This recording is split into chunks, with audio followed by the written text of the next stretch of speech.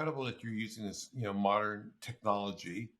And I'm just curious, like, it seems like at P&I, which is Pacific Neuroscience Institute, you've gone from high-tech medical procedures to the idea of using sacred medicines like psilocybin to treat, you know, depression, anxiety, and addiction.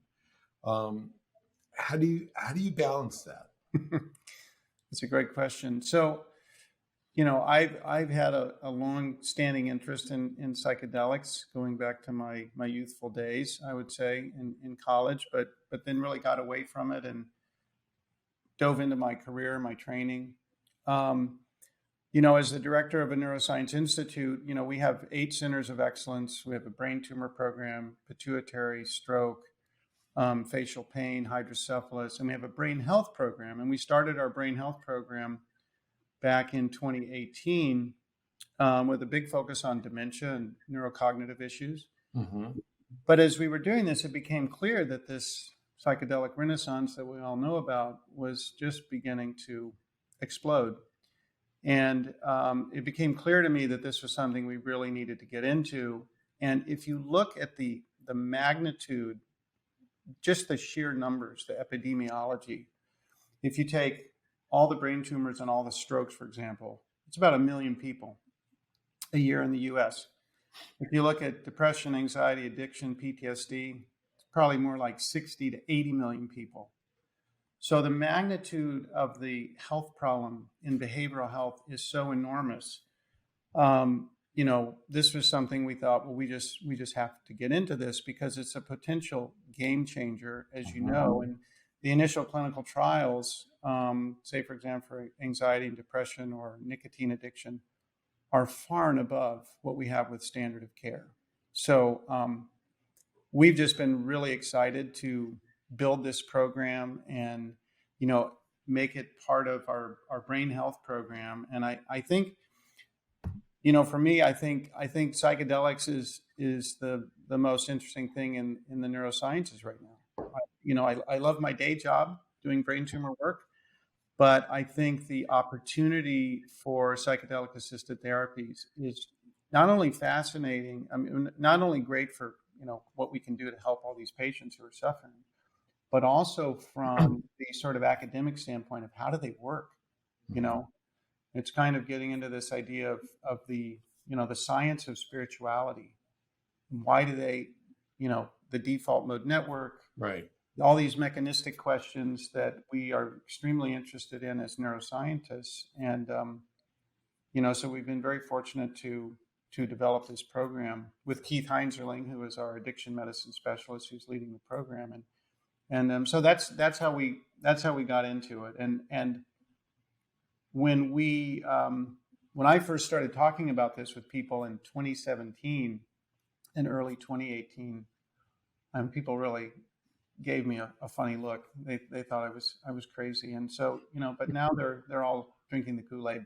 Do you think that, having this mystical experience can also aid in the physiological, healing of a patient? Because one of the beautiful things in our film Fantastic Fungi, when we see the work that was happening at Johns Hopkins, after that one experience Tony had, one of the patients said that he it was such an amazing experience that he embraced living and therefore lost his fear of dying. And Tony is still healthy today. And I am making an assumption that perhaps it also helped him heal. That's a really interesting point. I do think there's something to that. I think the kind of raises the whole question of how and why do these, do mushrooms, LSD, how and why do they interact with the brain the way they do? And I think they could probably go way beyond that. The serotonin, these are all serotonin agonists, well, LSD and psilocybin. The serotonin system is all over it's not just in the brain, it's in the gut and elsewhere. And so I think that we just don't know, but given what we see in so many patients, this kind of residual afterglow on so many levels, in so many ways people feel, I think there's something there. But again, it's a very ripe area for for investigation. It's really cool that we are investigating this idea to some degree because we're combining. I did a film for you guys. I call it Liftoff. So it's the oneness and the rhythms and the patterns of nature that gives you that sense of oneness and connection, right? As the patient is given, psilocybin to treat alcohol addiction. And then I believe you're doing the standard treatment where you lay down on the couch with the eye shade and a guide or a therapist. And then we came up with a short little 15-minute film to help them get grounded. These beautiful kind of earth tones, shafts of light, being underwater with a whale, just to feel like you're back on earth again. So, I mean, I'm just so excited that we're finally exploring this because, look, for me, filmmaker, I mean, visuals are really important. But when you think about the fact that 80% of the data you get comes into your eyes, and we have healing modalities for every sensory receptor, except vision, right? You got, massage for touch, aromatherapy for smell, healing music for your hearing, healthy food for taste, Right. And why isn't there, really a healing modality for vision? And this got triggered because of all the great comments I've gotten on my Netflix series on moving art. I've had, comments come into the website, which means I have to Google Louis and figure out where I am online and write a paragraph, which I would never do. But we've had like 3 or 4 parents say there was a major breakthrough with children with autism, Mm-hmm. teenagers that were suicidal, a lot of anxiety, depression, regarding post-op, pre-op, surgeries, and end-of-life anxiety. So, number one, I want to ask you, first of all, thank you, and I'm thrilled because you really helped, make it happen. But second of all, why do you think all of these people volunteered that they were healed when we've never ever publicly said that watching this program is a healing modality? Well, I think, first of all, we love collaborating with you. Keith and I have really enjoyed this collaboration, this clinical trial, which we can get into on alcohol use with visual healing. I think it gets to the essence of this question of, what is beauty? And I think the sort of fundamental aspect of how nature is so impactful to the way we are. And I think, there's just something about seeing nature, natural setting, and the way you film it, I think, gives people some, a fresh perspective because you may film it really large, really small, really slow, and fast, and really fast too, and all permutations. And I think it opens up this window in people's mind that is just, I don't know, it's almost a mystical spiritual thing. And so we're very excited about the healing potential of doing this in this trial. And I think, all of this sort of anecdotal stuff that you have, we're hoping to show that this is actually more than anecdotal, that this actually, in a clinical trial, we're going to move the needle Right. in that. And do you want me to talk a little bit about the trial and just what are we doing together?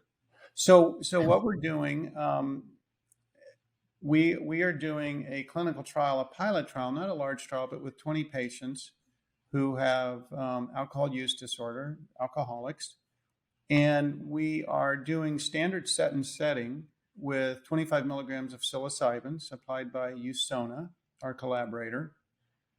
Standard set and setting is eye shades and music for the duration of the journey, which is about 5 hours or so. The other arm is the visual healing arm, where Louis comes in, and in our room we have a very large flat panel high definition monitor, and Louis has put together this beautiful 40-minute film of nature with music. And the hypothesis is that it's known that in alcoholics, they may require a higher dose of psilocybin or LSD to achieve a mystical experience.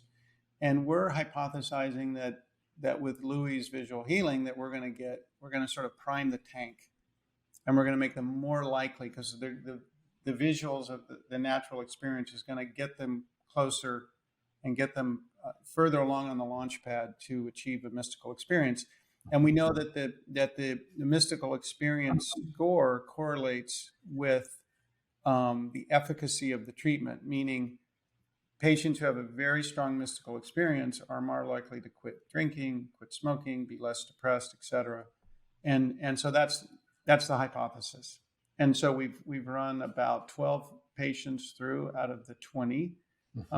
Keith is, I think this week or next is going to be doing the additional patients. We'll probably be done with the trial in maybe October, and then there's still some follow up, and we'll have some real data. But I think so far Keith's been really impressed, and